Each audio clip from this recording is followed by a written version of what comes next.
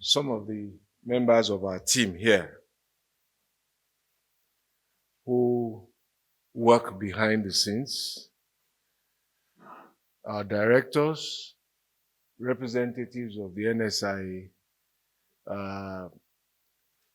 members of the Office of the Chief of Staff in the presidency here, many people who do a lot of very unrelenting, demanding work towards actualizing these projects that many of you never see, perhaps will never meet except for occasions like this.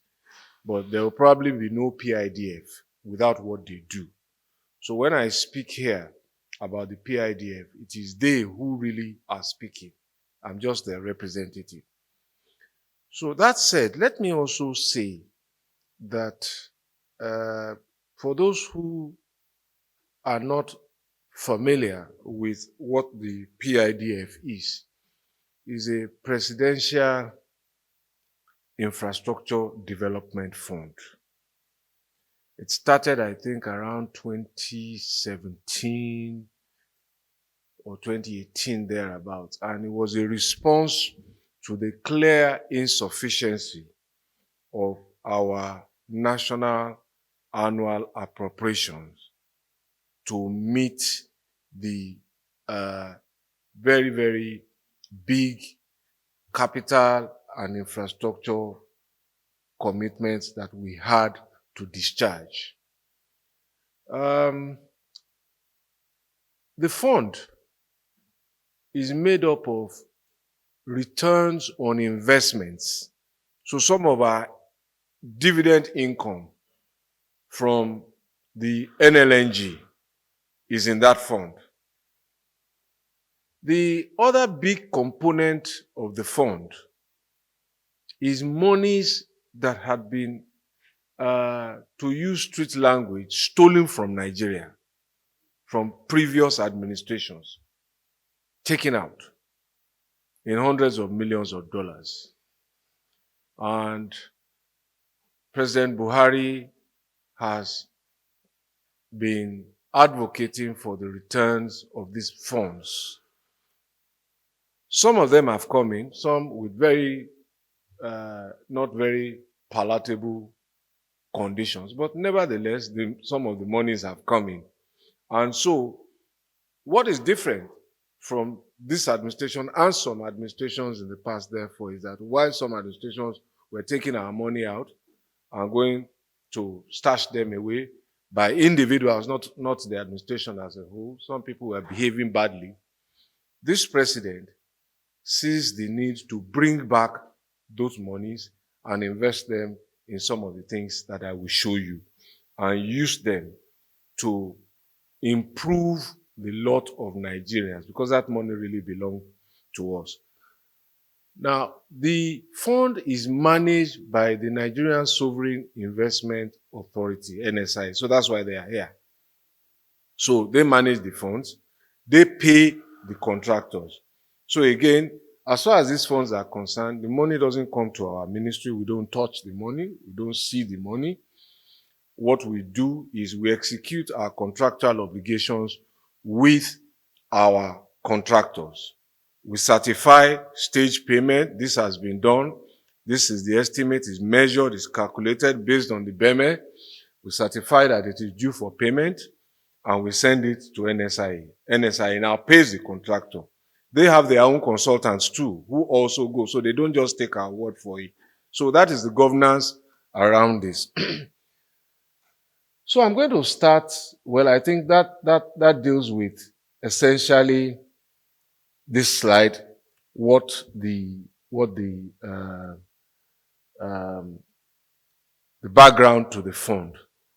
What you see here are the projects under the PIDF. It's not, there are just a few projects. So there are those projects that have given us some headaches, if you like that word, as a country for some time. The Lagos-Ibadan Expressway. That road has been in the making since maybe year 2000, and no construction worthy of the name has taken place there until this fund kicked in, really. The other project is the second Niger Bridge. Again, we've heard about it. Second Niger Bridge is coming. As I tell people, you hear about the second Niger Bridge just when elections are coming. And after that, nothing happens again. So that project is here now. And then, of course, the Abuja-Kaduna-Zaria Road. The dualization of that road took place around 1986. I think it was about 175 kilometers of it then under the Babangida administration. It was completed in 1991. And since then, 91 to 9 is about 30-something years or thereabout. So that road has reached the end of its design life. So it has to be rebuilt. So that's why you will see potholes, you will see failures. Roads don't last forever. They are designed for a number of years, subject, of course, to maintenance and also, more importantly, lack of abuse. So if you don't abuse it, if you maintain it, it will achieve its design life. So that road has reached the end of design life and is now due for reconstruction. So let's start with the second Niger Bridge. This is works going on. This was our last trip. I think in, that was March, right? When did we go? Man, time flies by for me very quickly, so pardon me. Now, those who have followed this project will know that our ministry, either myself, the directors, visit regularly to monitor. But again, for the benefit of this meeting, we have a monthly meeting called the PIDF monthly meeting. And at that meeting, it involves myself, the Minister of Finance, because there are financial issues, the MD of NSIA. Meeting is chaired by the Chief of Staff to the President and all our directors. And what happens is to assess progress. And from reports from that meeting are passed on to the President because he's very, very passionate about this project. So he has first-hand knowledge of what is going on this project, even without actually visiting. So last year we visited, the Chief of Staff said, well, we see these things on slides, the contractors present to us every month. I want to go and see what is going on. So last year or so, we went to all the trips, all the 3 projects, but the Chief of Staff was only able to accompany us then on the Kaduna-Zaria, where we had a town hall meeting. Some of you might remember. His work schedule here made it impossible for him to complete the 3. So this time he said, let us go and see the bridge. So that's what. And what you see here really is the last lap of work going on. So let me move a little more quickly. The first slide to the left is the link road. And those structures you see in the middle are the toll plaza, 16 in all, where this is. So what is left now, and the buildings that will service it, what is left is just the canopy and all of that. The one to the right is the access route to the bridge. And the one to the bottom left and right left are aerial shots of the bridge.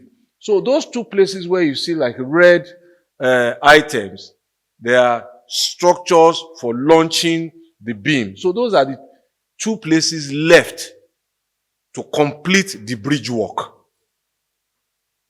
And they are just a few meters, maybe the distance between here and here. So I think one part of it would have been completed by the 15th of March. That was the deadline. So after we left. And the final part is targeted for April the 2nd. And so the bridge component will be absolutely finished in April. What will be left are some of these link roads and so on and so forth, which we hope will. So this is just to give you a sense of what we're dealing with. In the middle there is that bridge. The sky blue area, let me see, I think there's a pointer here somewhere. Yeah. Yes. This is the River Niger and all of its tributaries. So this part is the bridge. This is the bridge itself. And this part is the access road, all this blue part up to here. I hope you can see it. So then there is another part of this component. So all of this from here to here is 206 billion naira, thereabouts. 1.6 kilometer bridge and 10 kilometers of access road combined. Now, from here to here is 17 kilometers of access road in, I think this is the,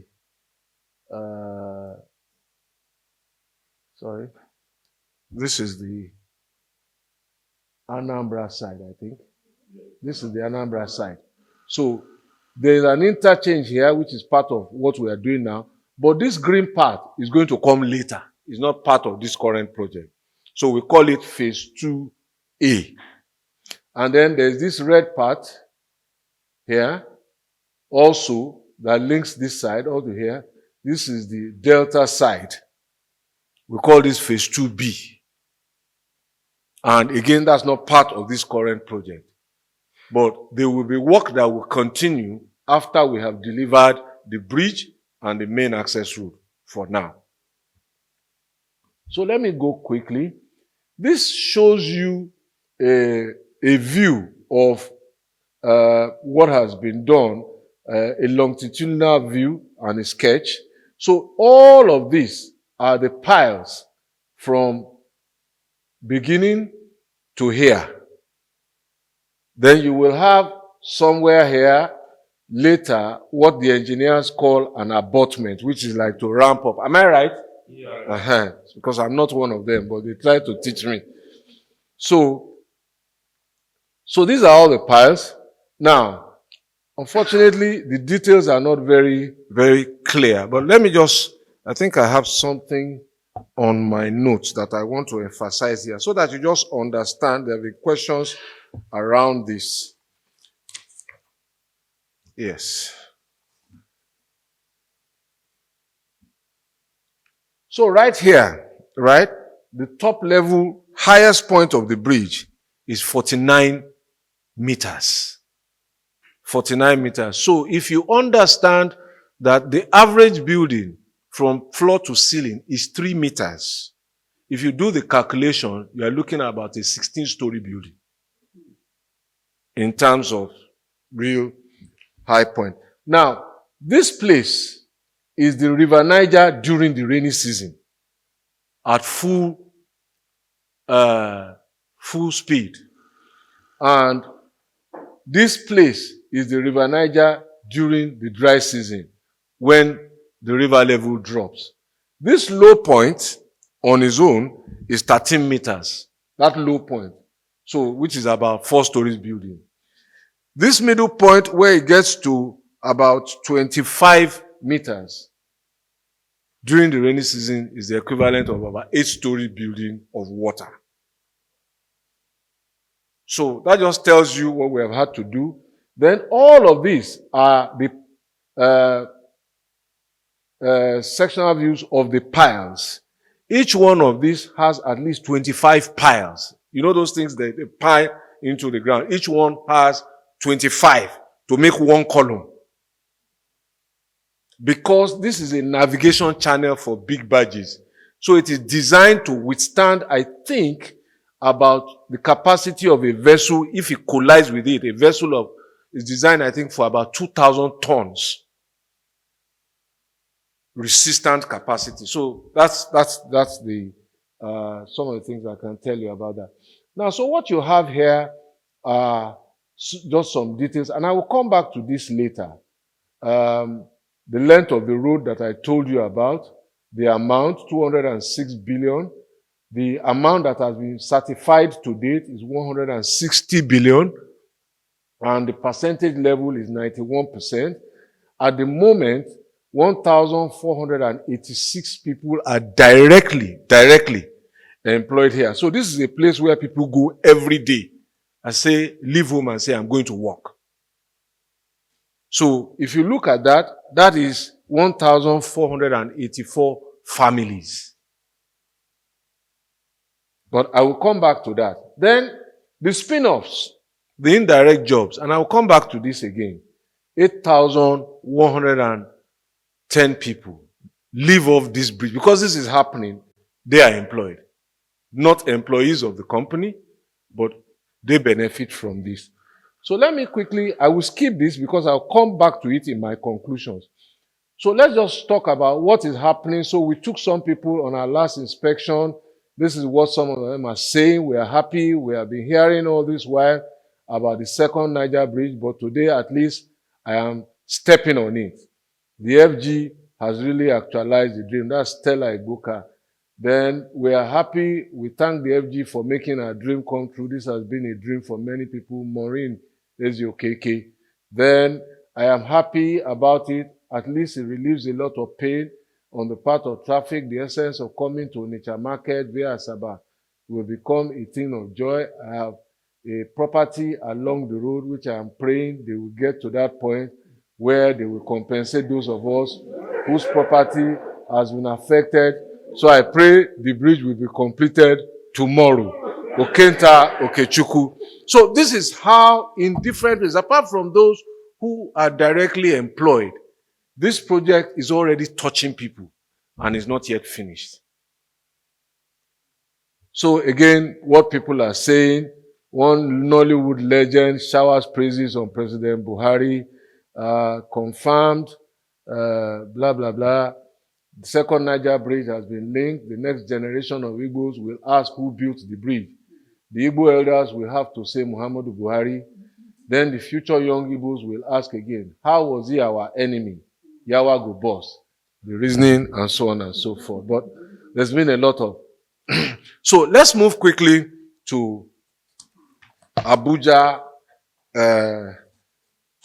Kaduna. So these are, as I said, some of the comments in the public space on social media. I'm sure many of you see it. There's a lot there, but this is also. Sorry. Yes. Abuja. Yeah. Sorry. Abuja-Kaduna-Zaria provided some background just to let you into it. This is a 375-kilometer project. It's actually the biggest project in Nigeria. The cost is in the order of 700 billion. That length of 375 kilometers has 41 bridge components inside, 41. And this project started, I think, in 2018. So it was the last to start.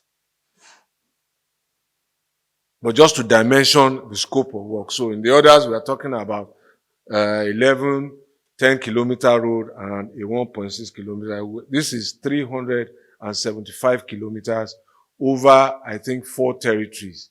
FCT, Niger State, Kaduna State, and Kano State. So that's how big it is. These are photos of sections where earthwork is still going on in some places. Asphalting is going on in some places. Asphalting has been completed. Lane marking in some places. So when people ask, when are you going to finish it? The instructive thing about a road is that, as long as this, is that we can't finish the road in one day. We complete it in sections. So we can lock up 10 kilometers and divert traffic to the other side, which you will experience. When that 10 kilometers is built, is finished, it's done. We issue a certificate of completion to the contractor, he gets paid. We open that place to traffic. Once you start driving on this, it's finished, it's done. Because the truth is that when we went on tour, I had to explain this to people. Can you imagine if we didn't do it this way? The only other way to do it was to close the road so that we can have one perfect symmetrical construction. That doesn't happen like that anywhere in the world that I know of. So assuming that we wanted to pour asphalt on one day, Where will we get asphalt? Which companies can produce asphalt to cover 375 kilometers of 4 lanes at once? There's no such capacity anywhere in the world in 1 week or in 1 day. Then let us remember, asphalt has to be laid hot at a specified temperature. So how do you keep it hot? So just to let you know this, and also to share it with people, that this is how roads are built in sections. Whilst lane marking is finished in some places, asphalting is going on. So let's go to the profile of this thing. JB is the contractor. You have 375 kilometers, as I told you. Cost is 797.236 billion. Right now, we have certified 296 billion. Gross percentage completion is about 22.41%. And I will address that later, because the drag is on the Abuja to Kaduna section. There's a lot of work because there are 3 sections, but this is the gross report. So, for example, if you have somebody performing at 90% in one place, 80% in one place, and a lower percentage in another place, if you do it up, it will bring down that 90%. But you will see that Abuja, Kaduna-Zaria, Kano, Zaria are making progress. We are now trying to ramp up on Abuja-Kaduna, which is the most difficult part, and it is the longest part. That is where you have a lot of trucks, trailers on the way. We have to relocate them. That is the most densely occupied part, so we have to remove, what are they called now? Cable utility lines. We have to relocate communities that have settled there. Then the Ajakuta, Kaduna, Kanu gas pipeline of NNPC also crosses the road somewhere in that section. So we have to wait for them to do their crossing instead of building the road and then cutting it again. So these are some of the logistical issues we're managing. But 1,500 people at the last count go to that route every day to earn a living. And this is important to note. In spite of the security challenges, people still go to work. This is the livelihood source. They must go. So what am I saying? We don't want any security challenges anywhere. But the point I'm trying to make is that sometimes the way the security issues are reported overlooks the fact that people still have to go to work. And they actually do go. We would love a situation where there are no security challenges. Of course, indirect jobs are about 3,100. I will come to this part again in my summing up, because it's important to tell the story as I want to tell it. Of course, these are some of the comments: the thickness and the wideness of the Abuja-Kaduna. This is the quality of work that is being done, the thickness of the asphalt, the sub-base, and the cement mix on the pavement. And somebody just telling people he's already having a smooth ride on the completed. So you will have those experiences. There's a place where somebody called me and said he was doing 160. I said maximum speed is 100. He said, no, the road is too smooth. I said, go back to 100, please. So again, those are issues we need you to help us propagate, to educate everybody. The maximum speed on Nigerian highways is 100 kilometers. Maximum. Nobody should exceed it. Ideally, we like it to be at 90. Because when anything goes wrong, you are in better control of your vehicle and you can bring it to a halt. And that is often the reason why accidents happen frequently. Loss of control over speeding is a major component. So if you can help us, this is something I need advocacy about, just to educate people. Maximum 100 kilometers per hour. Now, so let's quickly go to the third project, and then I will head to round up. This is the Lagos-Ibadan Expressway. Now it's in two sections. The first section is about 44 kilometers awarded to Julius Berger. That's the Lagos to Shagamu. And the second section is from Shagamu to Ibadan, awarded to RCC. Well, everybody is looking for just a road. To the engineers and to some of us who do this work, the road really is more than just the pavement we are all used to. I've had to learn this. The road starts from drainage. If water doesn't run off the road, that road is not going to last. Because, and let me spend a little time here, all what makes up a road, from the laterite that is compounded to the cement, we are looking at taking pieces and bits of things and compound it into a whole. Not so, over kilometers. So we are binding things together essentially. So anytime water starts getting in and can't go out, what does water do? It dissolves things. And that's where, as simple as that, the road begins to fail. Water is even more tolerable. Items like diesel, petrol are much more deleterious solvents. They will quickly destroy your road.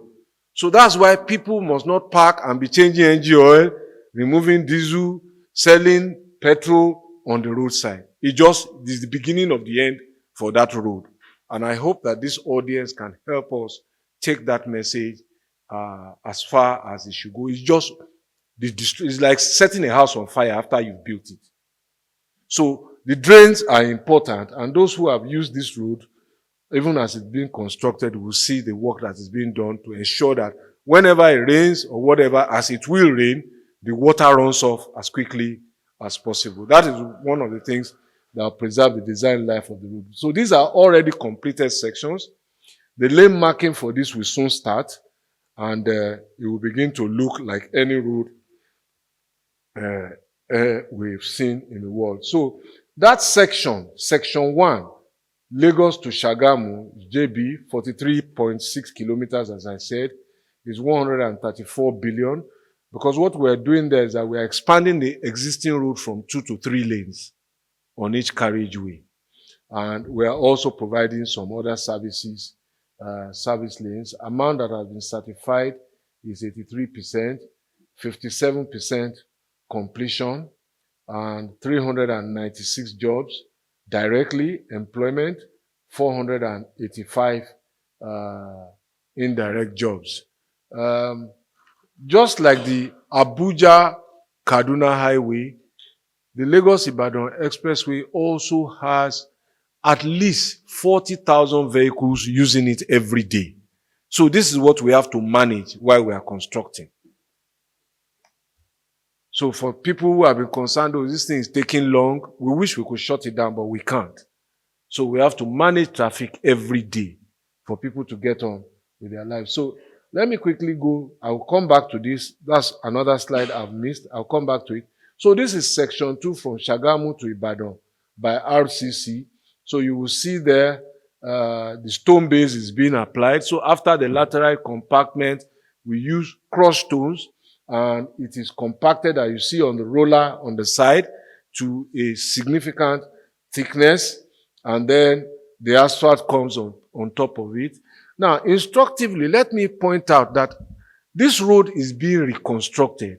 So what is really happening is that we are excavating the entire road, removing bad soil, and rebuilding back to at least about, we're excavating to over 1 meter deep on each inch of the 127 kilometers on both sides. So, and it's important to emphasize that. So it's not as if we are just scraping the surface. We are excavating and trucking away all those materials that have been dissolved over the years by diesel. We can't use them again. So we're getting fresh soil. And the same thing is being done using a different technology on the Abuja-Kano. What is happening in Abuja-Kano is that the new technology has come to Nigeria by Julius Berger. They take the old material go and reprocess it, recycling, use chemicals and additives, and then bring it back. But that technology is not available here. And the engineers will tell you that if you build with old or recycled material, because they have been exposed to the elements for a long time, they are stronger if you reuse them. So these are area shots of, as we are building, is beginning to take shape. So the central carriageway there, this is concrete work done inch by inch, meter by meter, until it crosses the entire 127 kilometers. This is manual and mechanized labor to build that concrete barrier over 127 kilometers. So this contractor has 84 kilometers, 176 billion contract sum, certified 123.8 billion, percentage completion 69%, 734 workers, 1,733 indirect jobs. Now to the comments again. I will come back to that slide. Now to the comments again. So for the first time in over 10 years, Lagos-Ibadan Expressway was completely free on Sunday when commuters are trooping to Lagos to prepare for the weekend. Completely free on March 20th. That road makes it to my Thanksgiving list every weekend. So this is somebody's Thanksgiving item. So much quality. The drainage and the curbing are totally wonderful and visionary. One eternal problem solved. 100%. Dear drivers, Lagos-Ibadan is not a race course. It is asphalt 8. There is no need for speed. Please calm down. Don't rush to heaven or hell.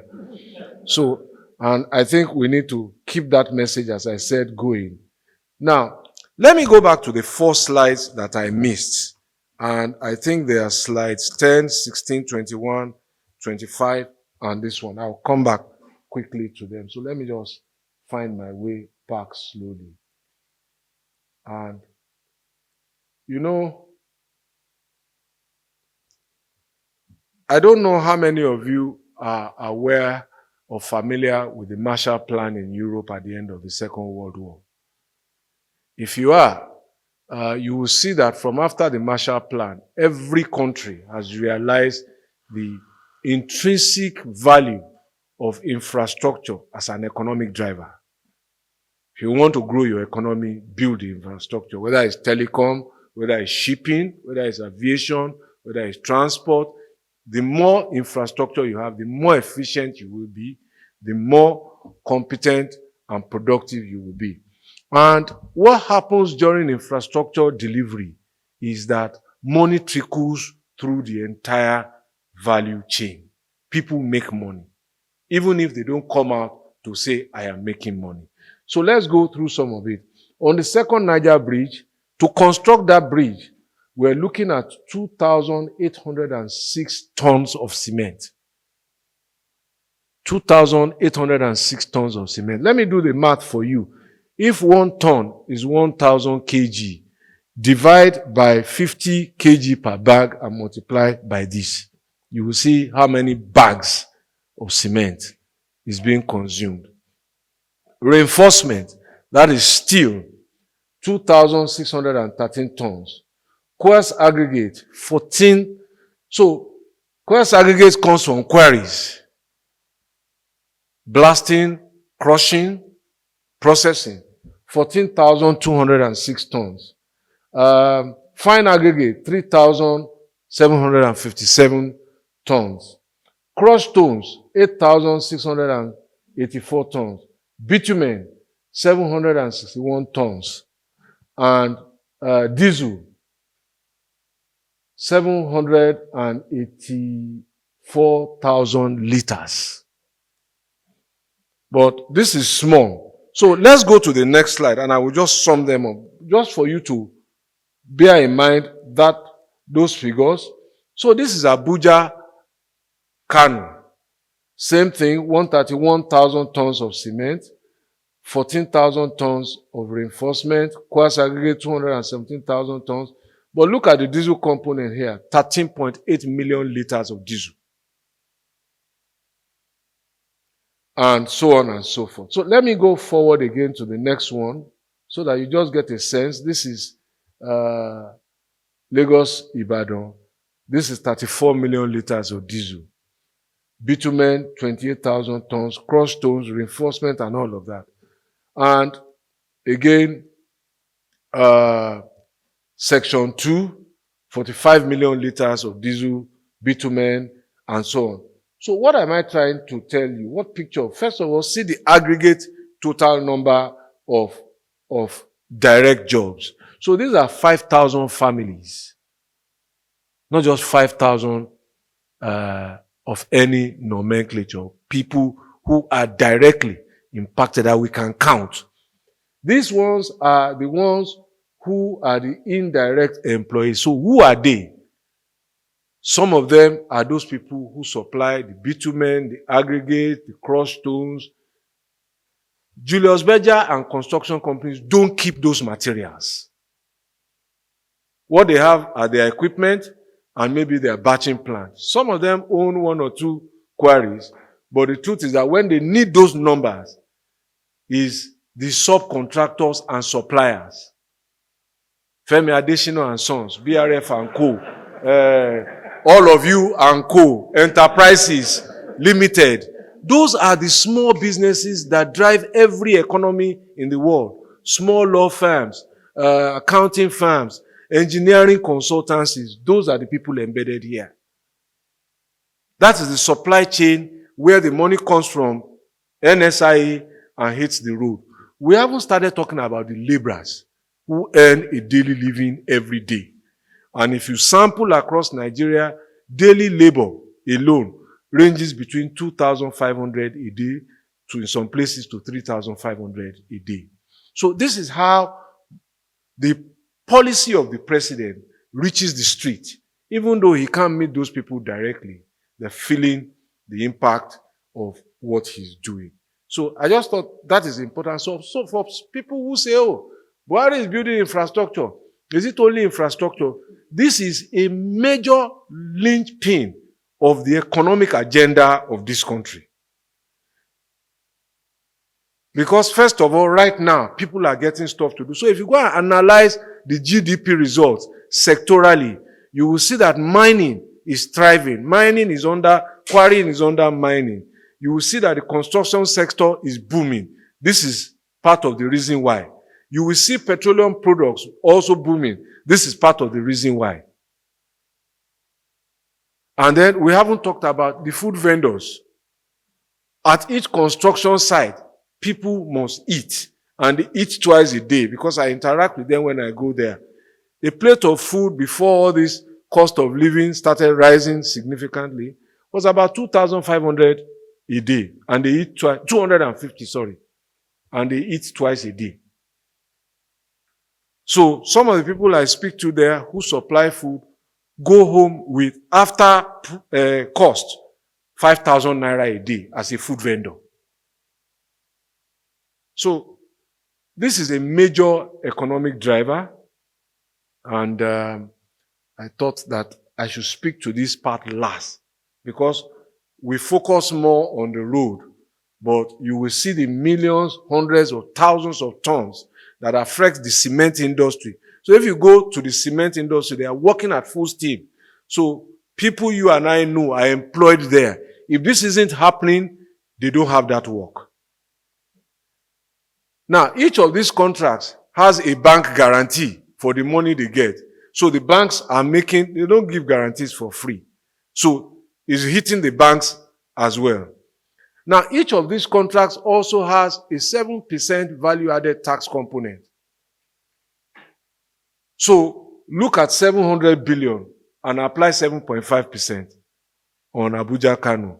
Look at 206 billion and apply 7.5%.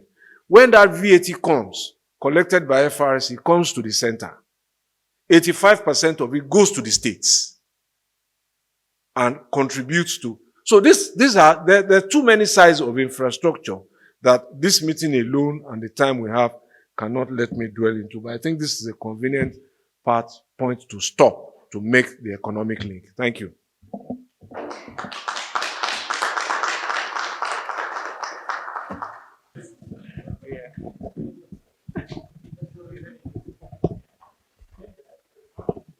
The question from Business Day. Yes, those contracts have fixed costs, and this is a very important question that you raise about project risks, and this is one of them. But also realize that there is always provision in every contract for variation of prices. Every contract has them as well, because we always anticipate that things may not necessarily remain the same. Then there is usually also a provision for contingency in every BEME. So these are meant to anticipate risk relating to prices or relating to project scope that may change. So far, so good. We are already getting requests for variation, for augmentation, but so far, so good. Nobody has issued any ultimatum to us. We are also working. We see the risk, and we have to do something. Internally in the ministry, a team is already working with a proposal to see how we can give the construction industry the comfort that it needs, because at the end of the day, really, they are part of the economy we want to build. Yesterday, after FEC, I also had a side meeting with the Minister for Finance and Budget, and this was also on her mind, and she was seeing it in another perspective of the budget. She will tell you later. So there's already, our antenna is collectively up to the risk, and we will find a solution just like we need to do. Also, everybody must do something. In that process, I also see the contractors doing something. Maybe the profit margin they expected is not as high as when they started. So everybody, but we need to build our nation. But just in terms of comfort, we have our eyes on that ball, and we're working on it. There are two questions related to tolling, the one by the Sun and the Punch. So, the Sukuk roads, there is no contract to toll Sukuk roads. It's not a condition for the funding, but it is an option that is left to government. Don't forget that we had announced the approval of a tolling policy in the country, setting clear guidelines of which roads will be tollable, dual carriageways mainly, principles for tolling, ensure that there's as much alternative before a road is tolled, the kind of vehicles that will be tollable, trucks, buses, SUVs, private vehicles, commercial vehicles, the ones that are exempted, the paramilitary, the military, the motorcycles, the tricycles, bicycles, ambulances, and those. So that policy is there. Now, never forget that between policy and results, there's always a distance to travel. If you announce a policy today, you won't see the impact today. You might have to do things in between to get to. So, in that sense, the 12 roads you are talking about is an HDMI, Highway Development Management Initiative, that we launched, offering 12 major highways for concessioning. As I speak to you now, we have passed the pre-qualification stage. We have passed the request for proposal stage. Proposals have come in. Out of 87, not of 75 companies that showed interest, I think 18 were shortlisted. Bids have come in now. The project development team is working on analyzing and evaluating the bids. I don't interfere with their work. I sit as chair of a steering committee that comprises myself, BPP, Bureau for Public Enterprises, ICRC, and the permanent secretary. So they will report to us when they finish their work to tell us which of the companies that bidded is the successful or preferred bidder and which is the reserve bidder. After that, we will now go into negotiations with the preferred bidder to see if we can reach terms of agreement and sign a concession agreement. So this has taken almost 2.5 years now, and we haven't finished. The lesson in this is that this is how long it can take to get a PPP deal done. And if you don't walk this road, oftentimes your PPP will fail. And that's why we saw that the PPP to construct Lagos-Ibadan didn't get off. The PPP to construct Second Niger Bridge didn't get off. Because it didn't follow this type of process where people are involved, things are done openly, it's competitive, you know what is going on. So hopefully we will succeed with some, we may not succeed with some, but I keep my fingers crossed. But that's just a brief of this thing. Arise, are we impacted by the energy crisis? Well, we've talked about it. The energy crisis is impactful in terms of cost of petroleum products and byproducts. It's also translating down the value chain into transportation costs of materials. And you will see it on the food chain also in terms of nutrition at construction site. Prices will go up. As I said, it used to be averagely 250 per plate in many parts of the country where I ask workers what's going on. But I'm sure things are moving a little, and you are probably already feeling it at home too on your table. So it's the same economy. But these are extremely globally and locally challenging times. But for me, challenges are the reason why governments exist. If there was a life without problems, then there would be no need for government. So Femi and I and all these people sit here because there's a problem. And we should not be defined by the problems. We should be defined by how we react to the problems, and we're confronting them headlong. It's a crisis. My attitude is avoid a crisis, but if you can't help one, don't waste one. So we will come out of it better. Mr. President is also being briefed regularly. So difficult times, but also opportune times. The number of hands I see. Oh, timelines. Okay, he was asking about timelines. So the Lagos-Ibadan should be delivered this year, will be delivered this year, subject of course to how we navigate these pricing issues. But Second Niger Bridge also this year.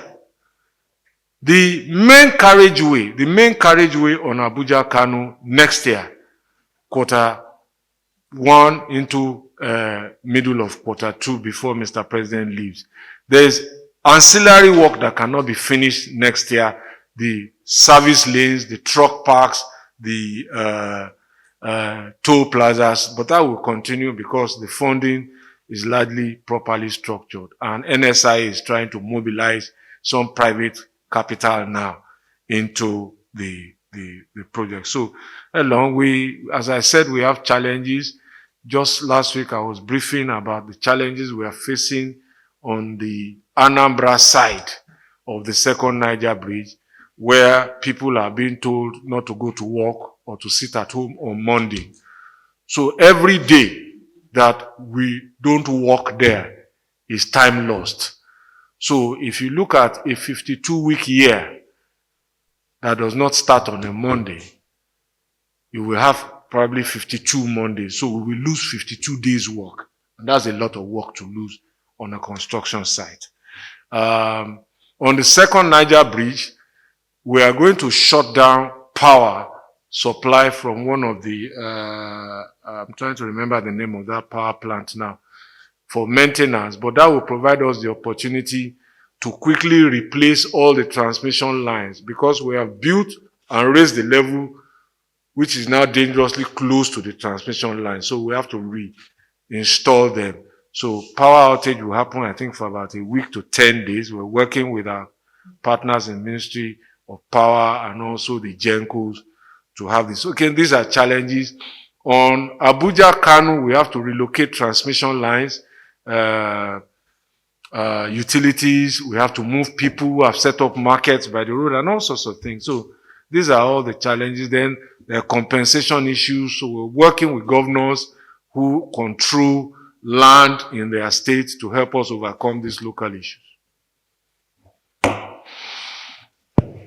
Honorable Minister and Mr. Chairman, please, I crave your indulgence to stretch the numbers on this second batch from 4 to 6. Okay.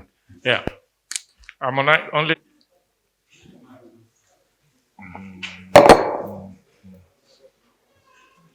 Okay, so I'm going to take this in perhaps reverse order. So let me start with Lagos-Ibadan that I said it will be delivered this year. You know that I've shown you pictures, slides, comments about it. I've explained to you that roads are built in sections. So the road is essentially largely completed. So what remains is nowhere near the capacity of what has been done.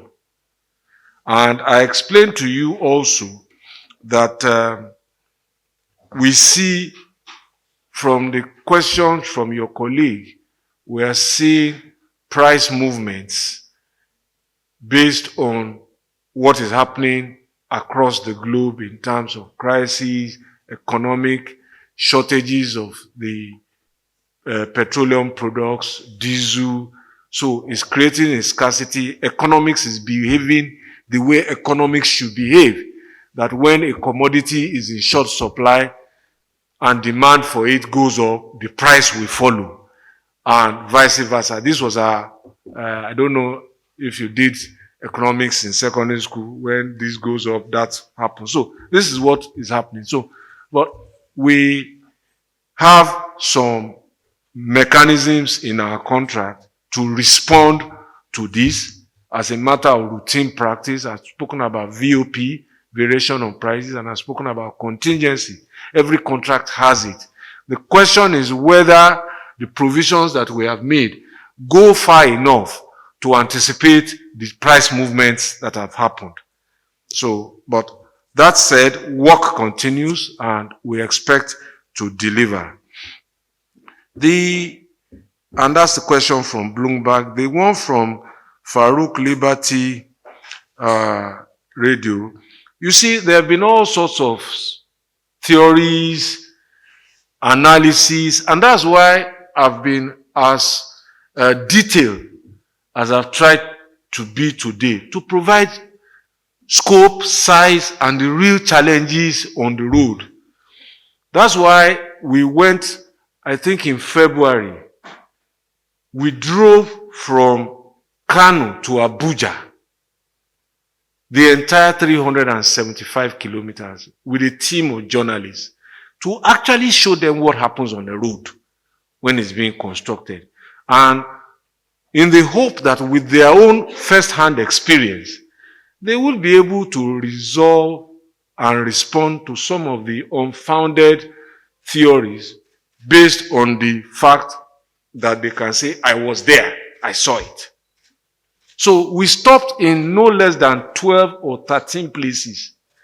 So this is a journey that should have taken us 4 or 5 hours. It took us 10 hours because we were stopping and I was briefing them at every point. This is what's going on here. This is why this is like this. Engineers were briefing us, contractors were briefing us. So people will invent their own theories about something they've never encountered, they've never seen, they've never experienced. Just like people who have not taken vaccines are creating their own theories about what the vaccine that they have not taken will do. And in spite of what people who have taken the vaccine tell them that, look, I'm fine. They say, no, they say if you take it, you can't make babies, or you can't do this. And somebody who has taken it say, look, I just had a baby, or we're expecting this thing, or whatever, I can eat. They say, no, if you won't sleep well if you take it.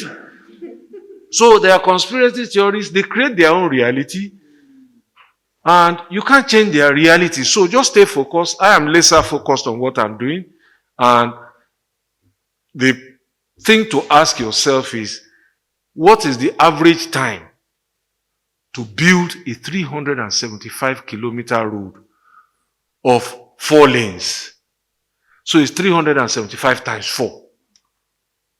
And 41 bridges, starting from 2018 or 2019.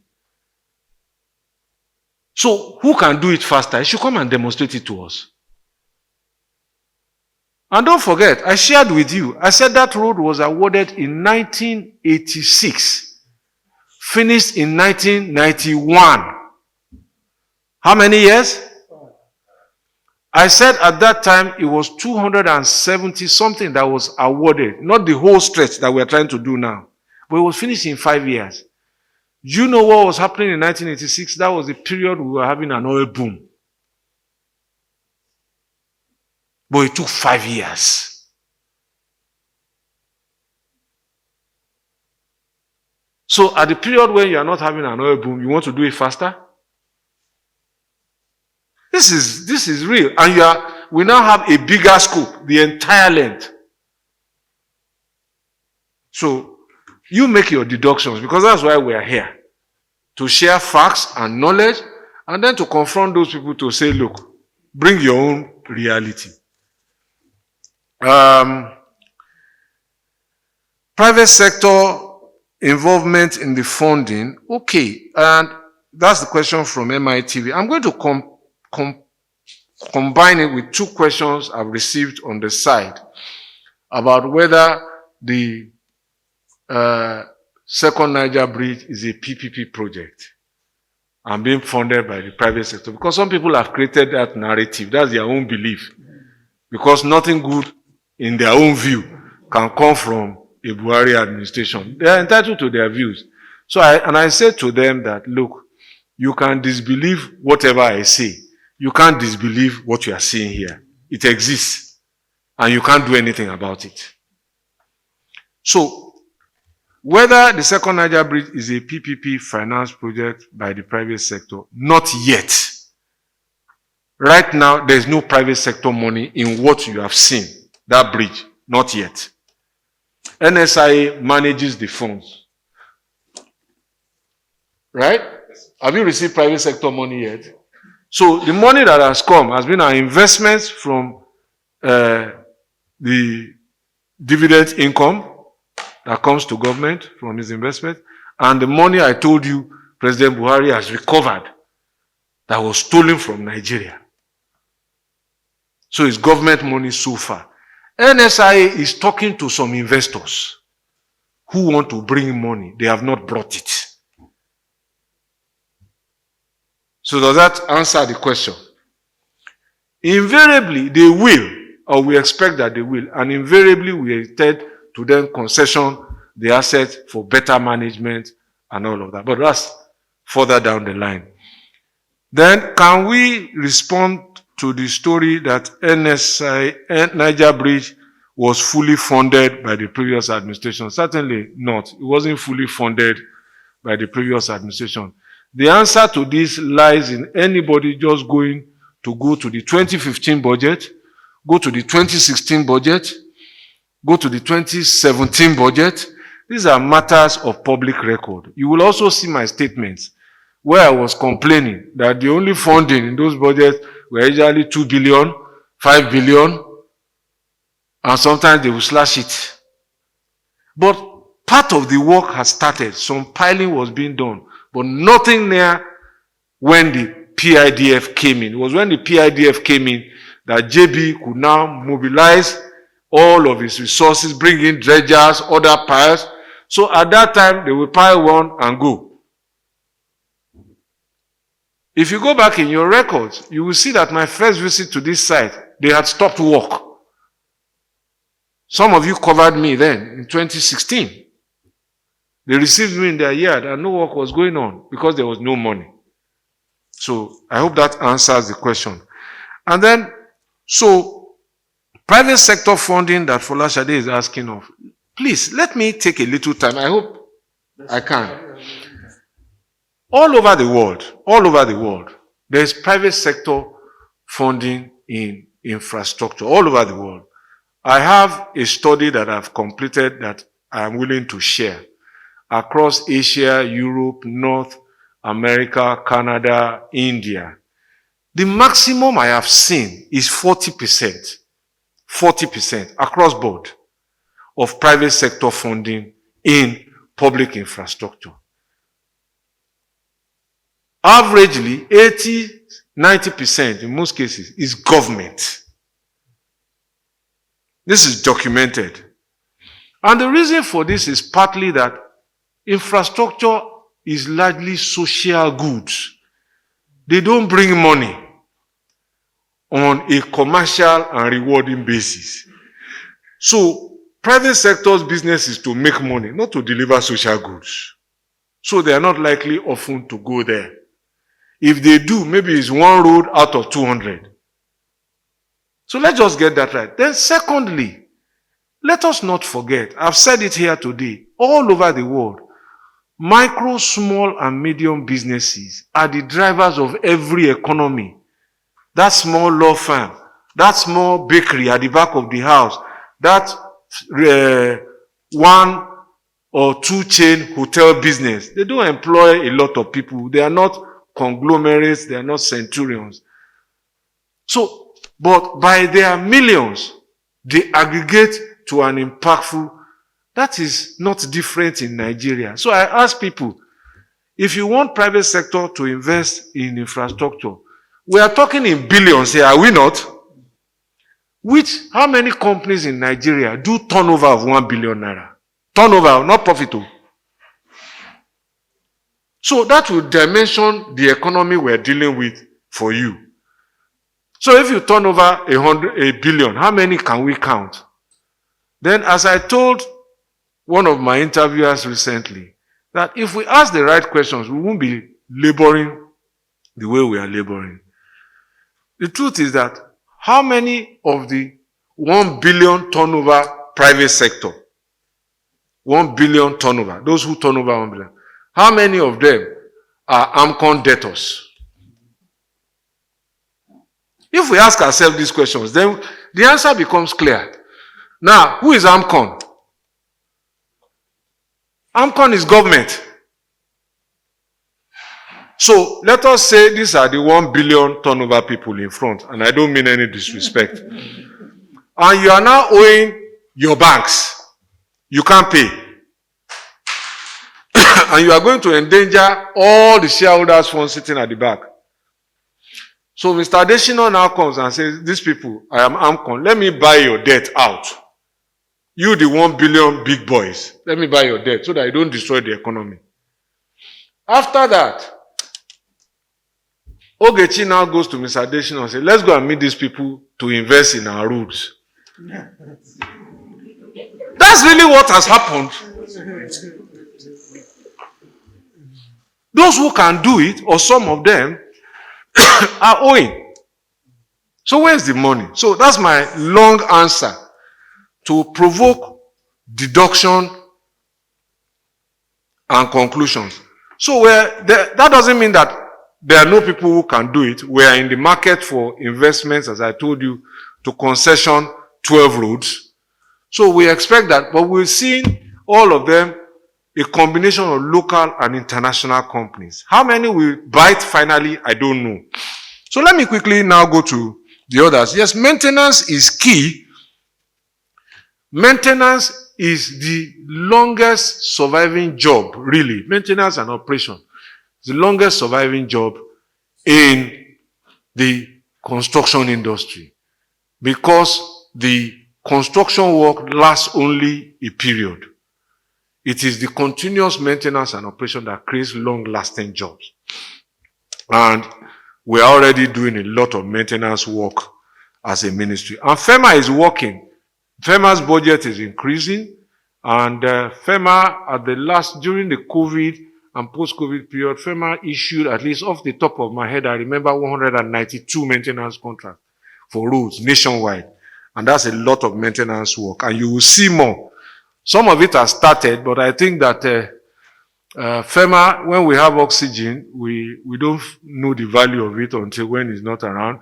when the rain starts, which is when FEMA really is in need, I'm sure they are prepared and they will respond to us appropriately. Housing deficit channels, well, I don't know where you got this 62 million figure. You say I don't agree with the figure. I've told you why, the previous figure. If you have your own figure, that's your own reality. But I can't live with figures whose integrity is questioned. I can't plan on them. I take myself seriously, and I think as a nation we should. So if we want to plan, we must have.